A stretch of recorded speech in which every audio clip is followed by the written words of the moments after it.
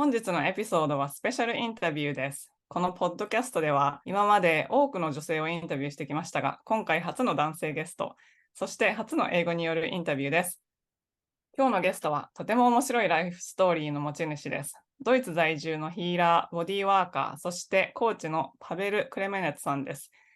パベルさんはロシア出身で、幼少の頃からヨガ、メディテーションや医療に親しんできました。20代でマーケティングの会社を起こし成功し、世界中を旅されたそうです。また、科学にも興味を持ち、海洋研究の遠征調査にディープシーダイバーや船のキャプテンとして参加していたこともあるそうです。現在はドイツに移住し、瞑想のワークショップやボディワークをして、世界中でリトリートを開催されているそうです。そして、なんとクリスマスに日本でリトリートをする予定があるので、そのお話も伺う予定です。Okay, Pavel, it's very nice to meet you, and it's such an honor to have you on the show today. Oh, I'm very honored. I'm very honored to be here. Thank you so much for inviting and for your trust. Thank you. Oh, thank you. My pleasure. So I don't think many Japanese listeners know about you. So could you please introduce yourself to our listeners? So my name is Pavel Kremenets. Originally, I'm from Russia, from Moscow.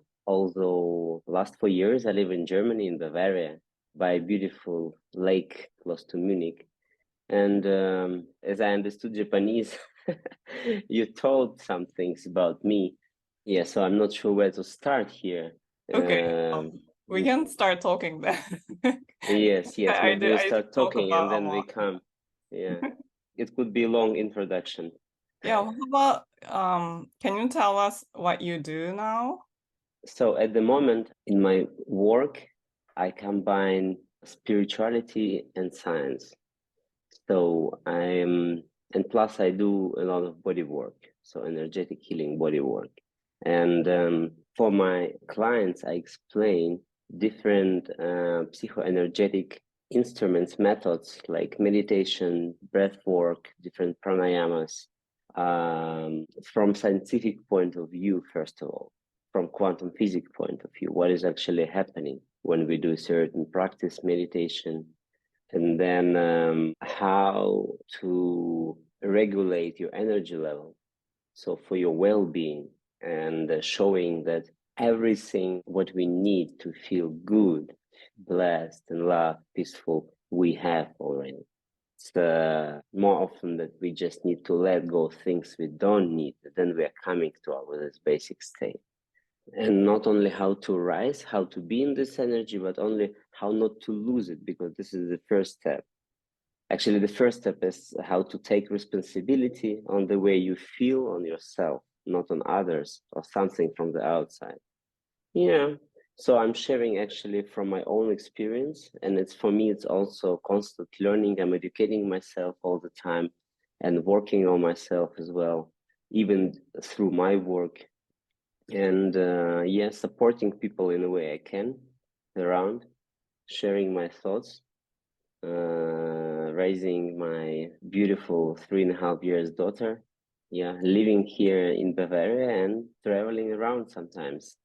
Oh, that's That's amazing. what that's what I'm doing Thank you. at the moment. Okay, so I want to ask more about the energy and quantum later. But first, maybe I should ask Akiko-san. Akiko-san, how did you meet Pavel? So in July, I went to Iceland and I participated festival called Wild Love, where I met Pavel on the first day. And I was like depressed. I was really in the bottom of my life and I needed help and a healing. And I met him and he just finished the introduction of his event, like workshop at the festival.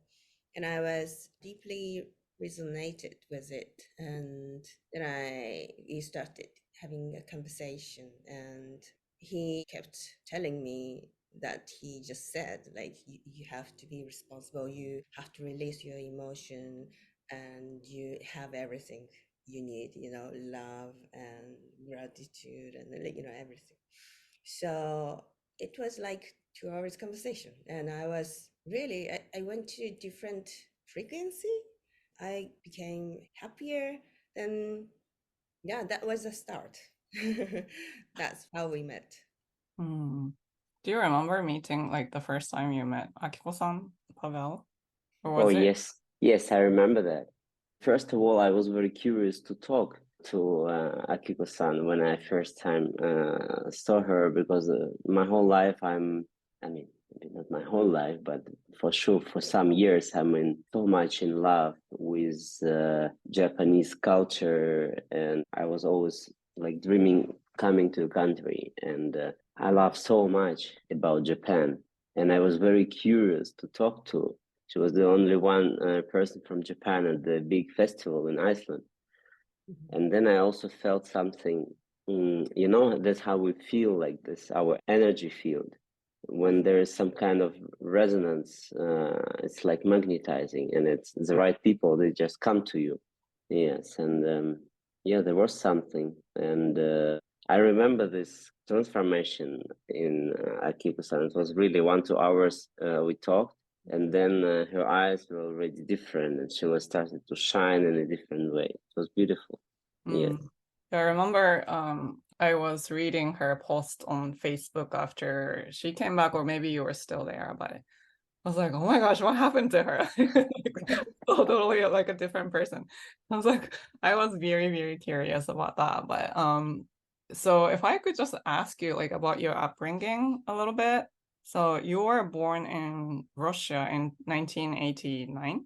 So that is very turbulent times in Russia, like going from I guess in the 90s and early 2000s.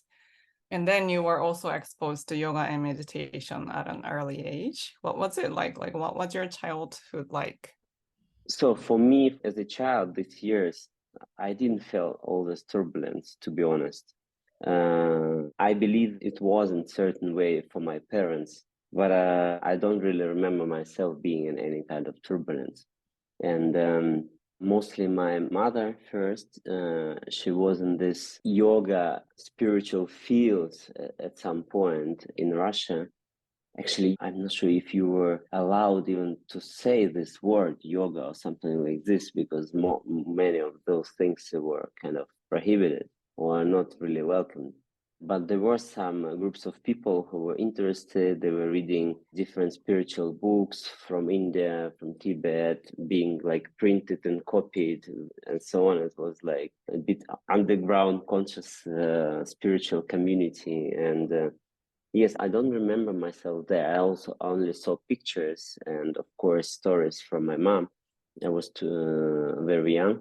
But as I can feel now, I was already in this field, and it's something what is forming you.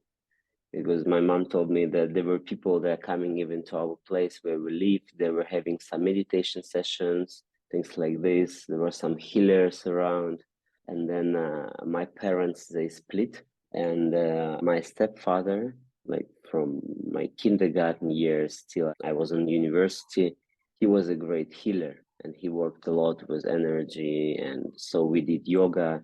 I was learning karate for 5 years. We were always practicing different martial arts, meditation. We practiced ice bathing, different conscious practices. So it was like the whole lifestyle. We spent a lot of time in nature, in the mountains for long hikings with tents and backpacks, different caves, same places. So it was but for me as a child, it was just amazing, beautiful adventure, and being surrounded by very interesting light, people with beautiful energies. And yeah, I wasn't very conscious about it. It was just happening for me as a child.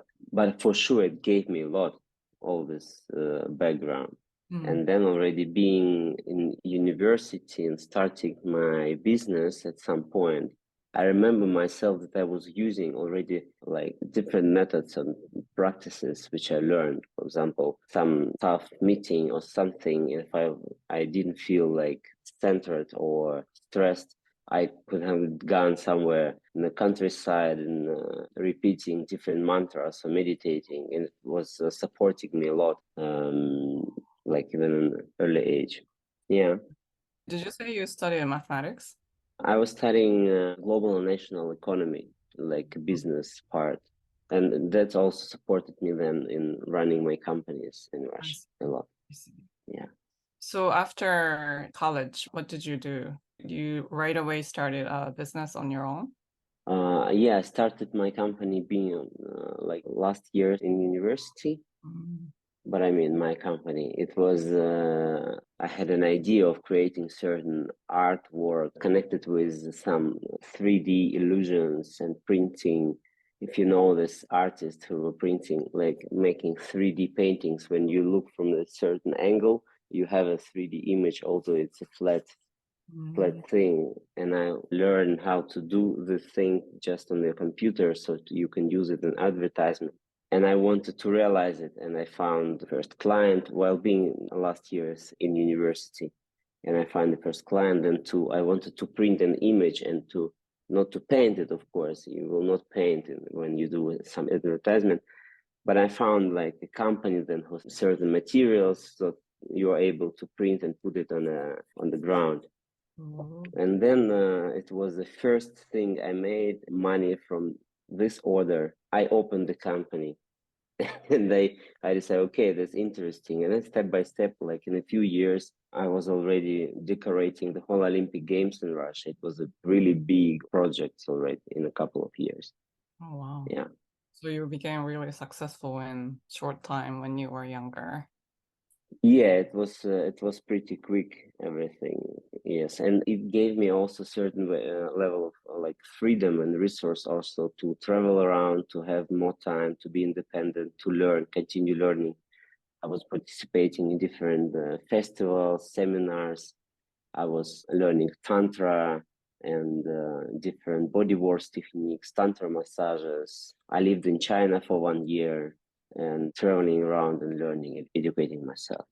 But it was like part of my own spiritual development. I was not actually sharing so much to others. It was just for myself, and it came later, like when I started to share to others, because at some point I learned some tantra massage techniques and I realized how deep it could be, like touch, and how healing it could be.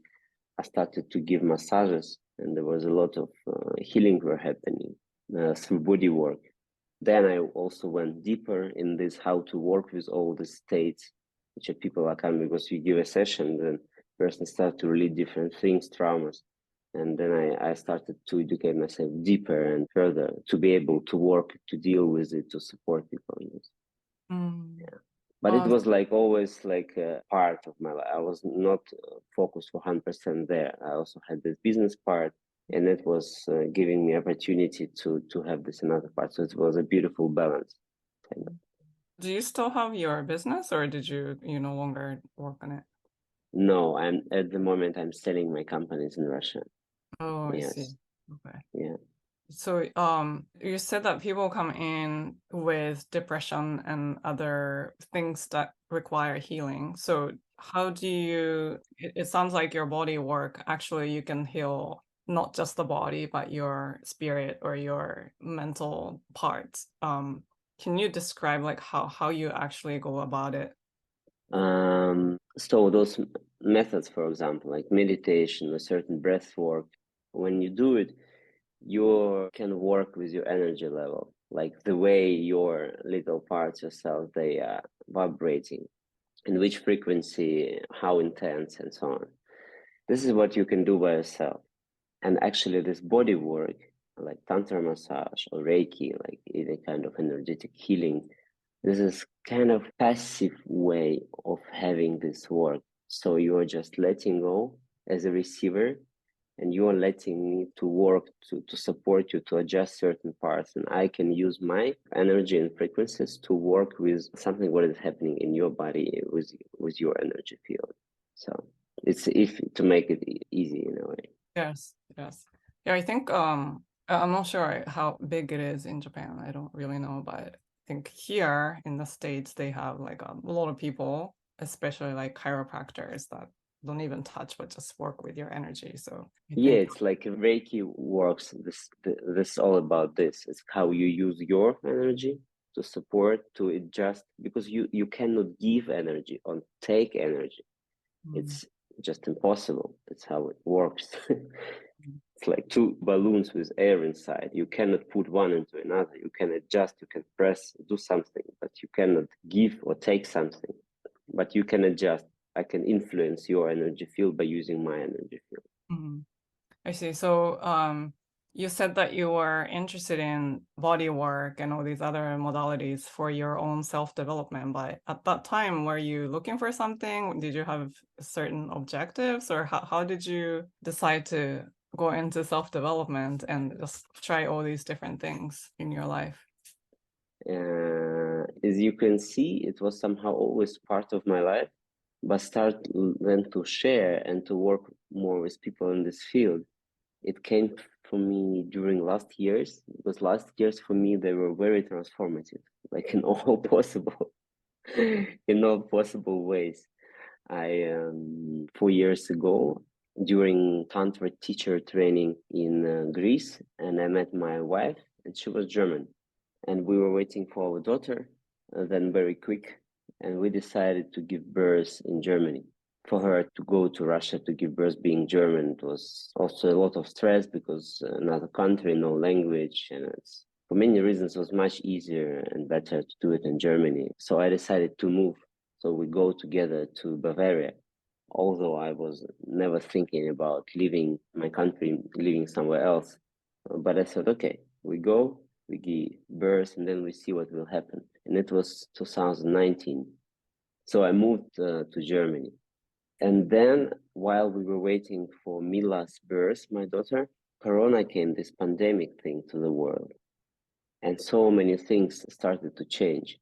For me, it was, of course, a global change because I found myself in a new country, disconnected to my family, friends, work, businesses, and so on.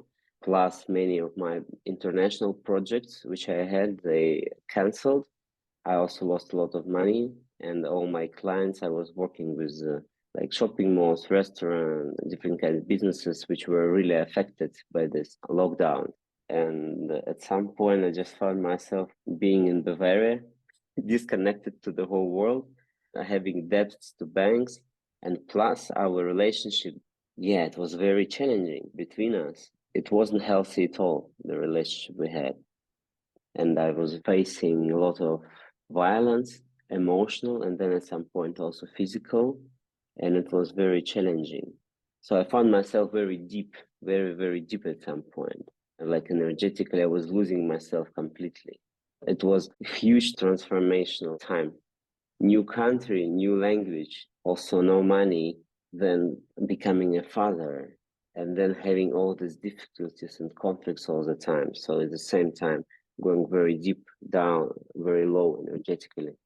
And I was like in this space and all this, finding myself, rethinking the whole life, what I'm actually doing here. And so I decided at some point, yes. I was also studying coaching at the same time in Icelandic school and connected to International Coaching Federation. That also supported me a lot in raising my consciousness awareness of what I actually want to do in life, which kind of life I want to live. And then I managed to find the way to this love to myself. And I decided, okay, that's not the way I want to live, being in all these conflicts and all the time. And I saw how my daughter was suffering in all this. And I decided, yes, I need to change something. This was the moment when I started to really take responsibility on the way what is happening in my life and myself more. And I started to practice more. I was starting every day, every morning. I was waking up at 5 a.m. to have at least 1 hour time for myself. And it changed my whole life. And then I started to work on myself, also to share with people more. But it's already, I don't know if it goes there now or you have, maybe you have further questions. No, that's interesting because pandemic was definitely, for a lot of people, it was similar. But it was a great awakening call for a lot of people. Yeah, that's such a true. Yeah, I also started my business during pandemic. I think it was already during pandemic. And I clearly remember I wasn't even I didn't even know what I was doing. And one day somebody was on Instagram live and I was watching her. And then she said, everybody who's present right now, you guys are light workers. Do your light work. And I'm like, oh, I'm a light worker? And then that's when I woke up. I'm like, I'm a light worker. So yeah, that's how I think that a lot of things happen to people because we were forced to change, but it was a very hard time for a lot of us, but it was also a great, turning point for a lot of us. And definitely somebody like you are helping to raise like the collective consciousness and raise the vibration of this planet. So that's really amazing that it must have been really hard because you were so successful and you had all this freedom. And then now it's all of a sudden you had to it's almost like a paradigm change. Yeah, for me, it was huge change. And also imagine being in Moscow and having all these businesses, all these energies all the time, active, meeting people, traveling around the world, international projects and so on. And then being in Bavarian village, being surrounded by nature, silence, Corona, and having all this. Yeah, and then also I needed, because first I thought I will continue having my businesses by being here, flying around here and there, having projects. And then I realized, no, it's actually, it was not possible. And I needed to learn language at the same time. So I was studying every day 5 hours of German language and so on, because being only with English in Bavaria, it's not enough. You need to speak German. And then I started to work here in the sauna, in the public sauna. I was making steam. Yes, there was this culture of having sauna in Germany. It's could be maybe a bit different as you have it in Japan, but it's you have a sauna complex by the lake with a beautiful mountain view, and then in saunas there's the sauna meister, the person who comes to make steam with different oils, smells, or scents. So, and I was doing this job and also starting to give massages there. I saw it for myself as a great opportunity to socialize, to connect to people. Yeah, it was a beautiful time of starting to be part of society, also meeting people, talking to them, feeling what is happening in local society. And so, yeah, this was my first step here. And this moment, we decided to split, to continue as a parents, as a partners, but not as a couple with my wife. I needed to move out and find a place to live. And it was a moment when I didn't have not money, not work for make all this possible, and also to find a place to live here without having proper job or like your story background is almost impossible. But it happened all like in one day. I found it was I found the place of my dream, and the agent. We had a meeting with this agent. It was I didn't know, but it was my sparring partner from jiu-jitsu. I was having some lessons with jiu-jitsu here. He said, "Yes, you can have this apartment if you like, and just send me your contract that you work with to show that you earn money." I said, "Of course." Although in 1 hour I had a job interview after we met with him, so I didn't have a contract. And I said, "Of course, I send you in the evening." And then in 1 hour I had job interview, and they really wanted to have me. And then in the evening I sent the contract that I have a job. So it was a magic.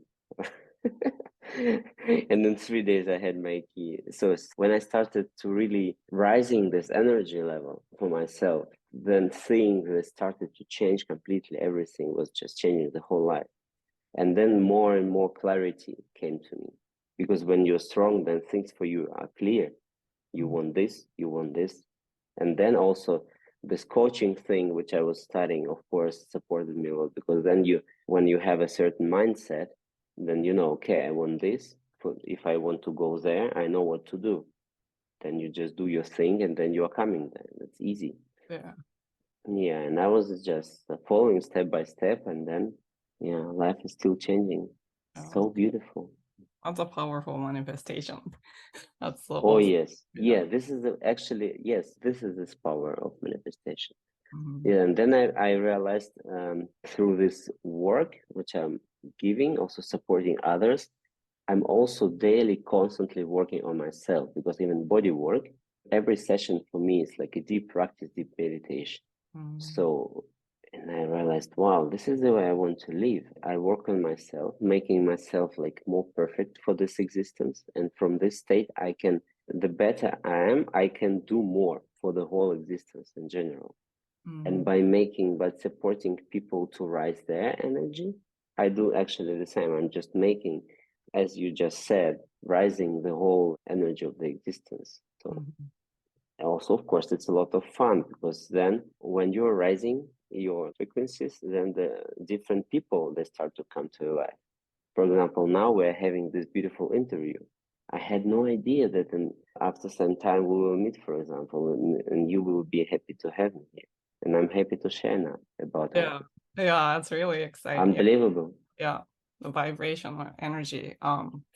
So I think a lot of people that are listening would be interested in learning how to actually raise their energy. And I have my specific ways to raise my vibration, but I'm really interested in hearing like what you do in order for you to, raise yourself and also stay in certain vibrations that you want to stay in. First of all, I think what could be very helpful for many people is to understand that a good thing to start with is not how to raise it, is how not to lose it. That's like a whole different ball game. Because if you will stop losing it a lot, you will already feel much better. This is first thing. Then to rise, this is different thing. But you will rise a lot by not losing it a lot. And people are so good in losing as well, because we have everything, not only to rise it, but also to lose. We have everything, all instruments. You can sit on your sofa and just kill yourself, overthinking and so on. And you can start to be aware of certain processes where you're losing your energy, because there are some ego parts which are not really supportive maybe, and which don't serve you. Maybe you can let them go in a way. And also with rising the energy, when you feel that something, not to be dependent on someone, on something from the outside, because this is another way that we love to rise our energy by using people around or certain things around, using our partner, colleagues, or whoever to rise our energy. Then it happens very often. Then we go to any kind of relationship with others from the space of need. Oh, I want to talk to you. I need you. I miss you, or whatever. When we are low, we start to, but then it's not stable, because if you are dependent on someone or something outside, because all these things, they're not stable, and then you are not stable. So there is no growth in a way. So my wish is to everyone to be aware that you don't need someone else. If there is someone good, it could support you a lot, but to come there not from the space of need. If it's there, beautiful. If it's not, good. You can do it by yourself.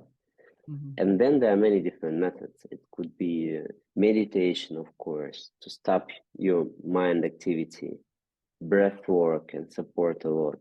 Different practices. People say there are different kinds of meditation.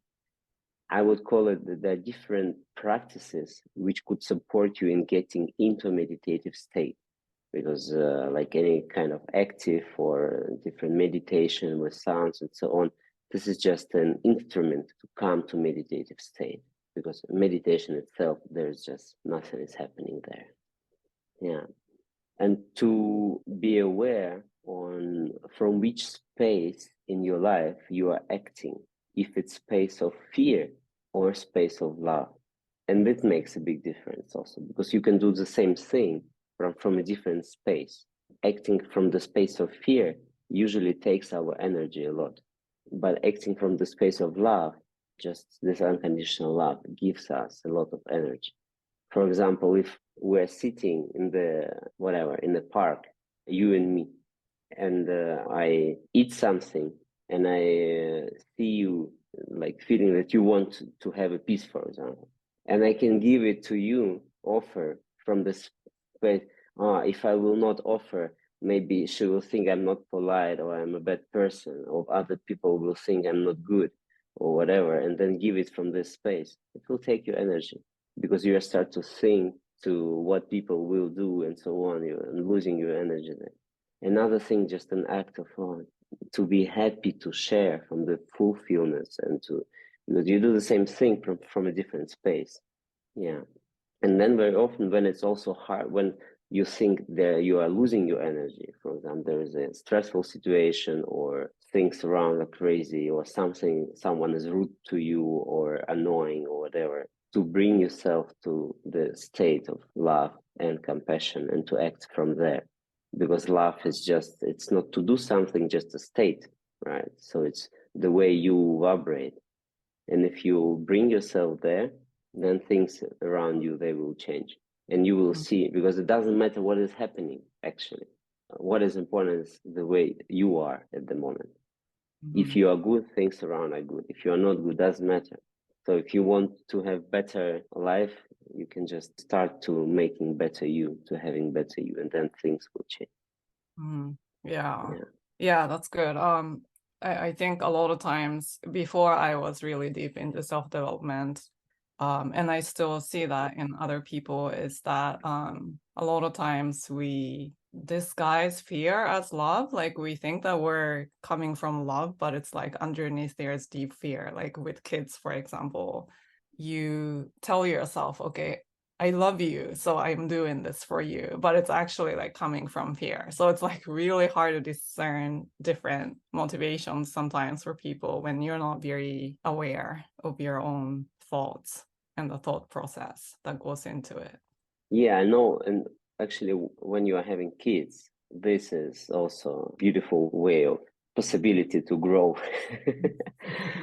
Yeah. And when I was doing something and thinking that I'm doing it for my daughter, like that it's for her, then later I realized, no, I'm doing it because I want to be a good father. So this ego thing, I want to be good. Yes. And to have fear not to be good enough. And to have this, yes, I do this and then I'm good. But actually, what is actually good for her? Yeah. If, first of all, I take care of myself very well, then I'm strong, powerful, fulfilled, and then I can be there for her no matter what. Yeah. But if I'm acting from this ego thing and losing myself there, and like I had this thing I can share, although it's quite a personal thing, but maybe it will resonate with some people. When we were sharing days, I was some days with Mila, some days she's with her mom. And then I decided, no, I want to have Sundays like a family days, because we managed to keep good relationship. And I said, no, Sundays we spend all together. Family breakfast, we spend the day and so on. We're doing this, having this Sunday. And I thought that it's good for Mila to see us all together as a family. But then these conflicts that were coming in this situation, it was coming again and again here and there by having this day. And it also was, I didn't feel good in this way. I was not so transparent to be able just to, it was also affecting me and so affecting Mila. And then at some point I realized that actually it's not good for me to have this thing, to be in this state and to create this. And if it's not good for me, then I saw also, and then I said, yes, I wanted to have it because I wanted to be better father and to be better parents for her and so on. I had this image. And then I realized, no, this is not the right thing. And then we stopped doing this. Sometimes we're all together, but this moment, this shift was very important for me. Yeah, that's true. Yeah, that's true. Sometimes like we not only try and prove ourselves to other people, but we try to prove ourselves to us ourselves, which is like, yeah, I'm good enough. Yeah, I'm a good person and so on. Yeah. And we can lose also a lot of energy there by thinking what other will say about us. Also, who in the end, who cares?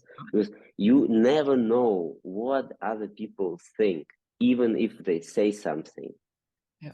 That doesn't mean that they think this way. They can say whatever they say. They're in their own processes. They're also having fears and doubts and everything. So it's a mess. Yeah, exactly. Oh, that's beautiful, because I want to talk about the retreat, And I think Akiko-san decided to run this retreat because she got over the exact thing that you were just talking about. Like, who cares about what other people think about you, right? So can you tell us a little bit about your retreat? Like, what is it like? And I also want to hear from Akiko-san about her experience attending your retreat. But can you tell us a little bit about your retreats so that the listeners can kind of imagine what to expect? So this is actually, it is about well-being. And I'm just sharing from my own experience that yes, that we have everything to be good. This is state of love, peace, this blessed, this our natural state. And how to get back there, how to stay there, how to grow there, and how much you can also enjoy your life from being in this state, and how beautiful and healthy it can be, how you can grow there. And I'm explaining some processes and mechanics from quantum physics point of view, what is actually happening, what is energy, how it works, why we feel sometimes good or bad or low or energetic, when we want to rise our energy level in a way, or you can call it whatever, but what is happening on the deep fundamental level. Yes, and then other things, they're just, it's about well-being in your life, how it works between people, how it works with different resonance and vibration, what it means to be authentic, why it gives you power to be authentic and to live your truth, and why not being authentic, you are losing the energy and you are not getting there, and so on. So this is about those things, and about well-being, also about love state. What is it? About this desire for people to be in this, to have it, why it is so healing, and so on. And I give some practical instruments, how to get there, how to live, how not to, because there are so many. It's also from my own experience. I was participating in different types of retreats, festivals, seminars, but never, no one explained me those things. I was educating myself by reading and to bring in the scientific part there. And my wish is to share how not to do all these things being on the retreat. You know, you come to retreat, few days, you feel amazing, blessed, and so on. Then you come back to your daily routine, and then you are still you having other people and so on, and then you are just waiting for the next retreat. Then you again feel amazing, or you sit in Vipassana for 10 days, you feel blessed, then again.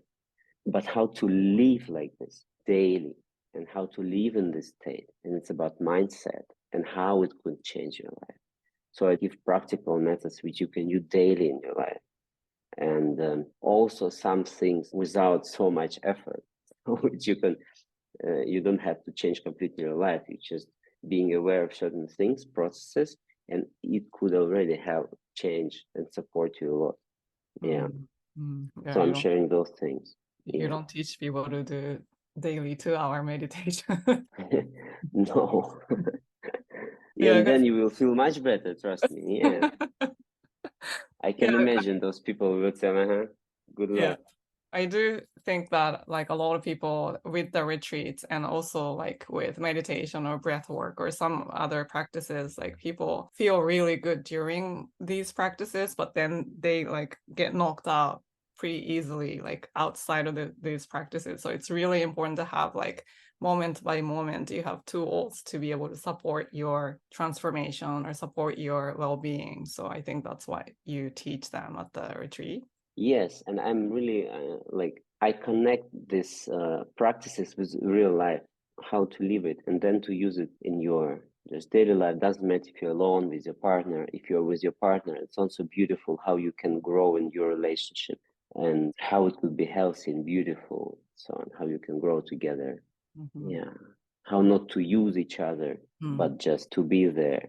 Yeah, it's about well-being and enjoying, celebrating life. Yeah, but being also practical, not just to experience it during the retreat, but then to really bring certain things to your life. I see. Okay, thank you. And Akiko-san, do you want to add, like from the participant point of view?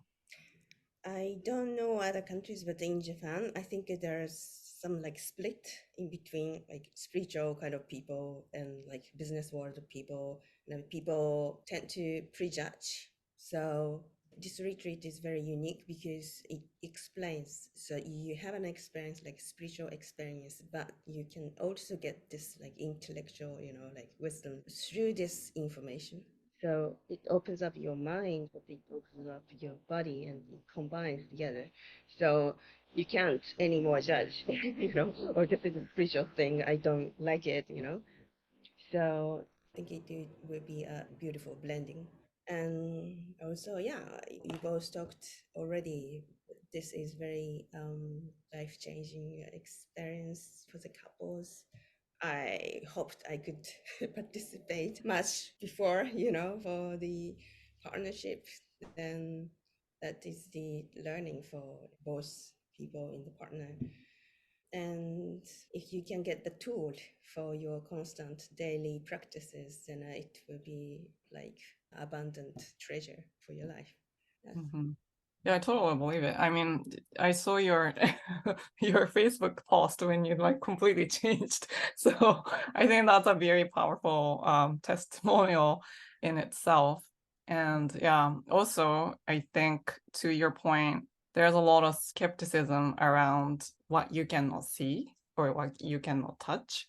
I think it helps that to hear about like energy, it's something you cannot like touch, but that's something you feel, and it's everywhere. But a lot of people are very skeptical about these kind of talks, but your scientific background and your business background, you did have like a real life success, and you went on this scientific expedition, so you have a very critical mind, I'm sure. So I think it helps to have somebody like you talk about these things and teach them actually like how to put what you cannot see and what you can only feel into daily practice. I think that's really helpful for people. Yes.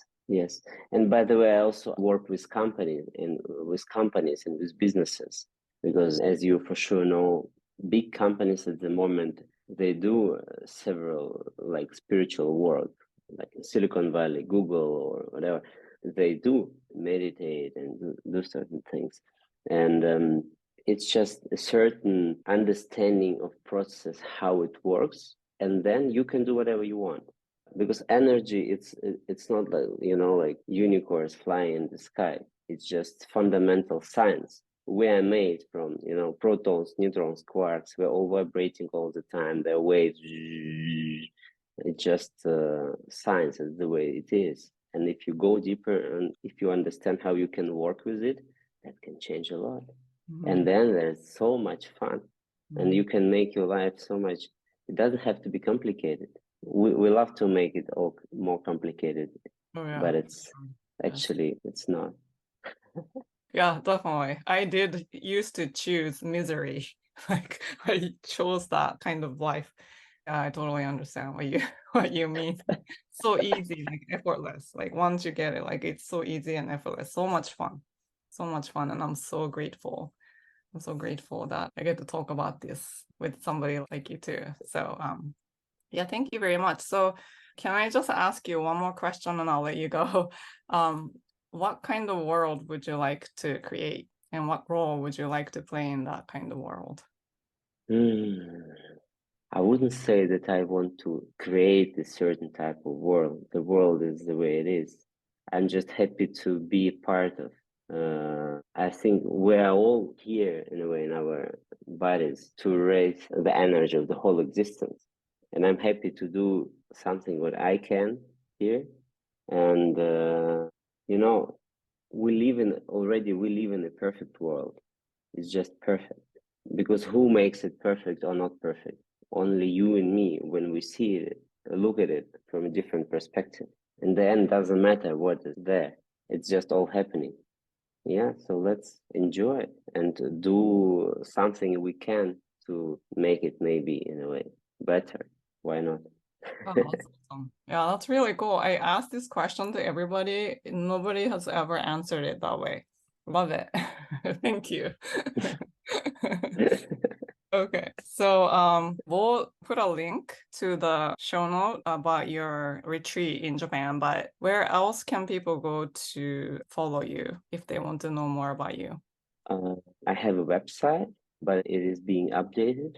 I mean, you can visit it, but it will change soon. Also, I started to share on Instagram, so you can find me there. We can give the link. Yeah. Another thing, which is maybe could be helpful for some people, I also work online. So if you find me online, there are my contact details. I give online sessions and I give some coaching, teaching, or support online. So, or if you have any questions connected to retreat, also everyone can ask any questions. Okay. And yeah. So you do this in 3 languages? You do it in English, German, and Russian? I work mostly in English at the moment. Oh, okay. Sometimes in Russian, but mostly in English. I see. Because I give workshops mostly in Europe, in Iceland, in Germany. But even in Germany, if it's a group work, I do it in English. Okay. I think a lot of people speak English who listen to this, so. Okay, so thank you so much for your time today. I know it was so early in the morning. It's all right. It was perfect time, I believe. Energetic and good looking. 4 a.m. in the morning. Like, just to be coherent, it's just impressive. But thank you so much. Yeah, it was such a pleasure talking to you. Honestly, I'm very honored to share and happy to share. Yeah, I think we'll have another opportunity to talk more. Yes. I enjoyed it. I enjoyed it a lot. Yeah, me too. Thank you so much.